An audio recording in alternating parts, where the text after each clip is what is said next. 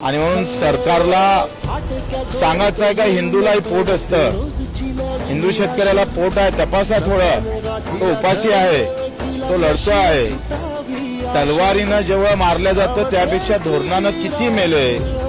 जे काँग्रेस 3.5 लाख शेतकऱ्याच्या आत्महत्या या 5 वर्षा अगोदरचा आकडा होता, आता तो 1 लाखानं वाढला असेल. एवढी मारामारी जर धोरणामुळे होत असेल म्हणजे बटेंगे तो कटेंगे, तो आप कट गया ना हमारा किसान, कौन ख्याल देने वाला है.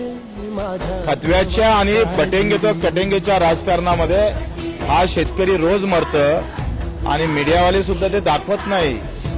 ते मोठी घोड चूक आहे या देशामध्ये. तुम्हाला कॅमेरा हा गावाकडे गेला पाहिजे, कारण गावात अजूनही एमआरजीएस मध्ये काम करणाऱ्या मजुराला 4 महिने झाले त्याची मजुरी भेटली नाही. 24 तासात द्या असा कायदा आहे, पण एकाही टीव्हीवर न्यूज नाही.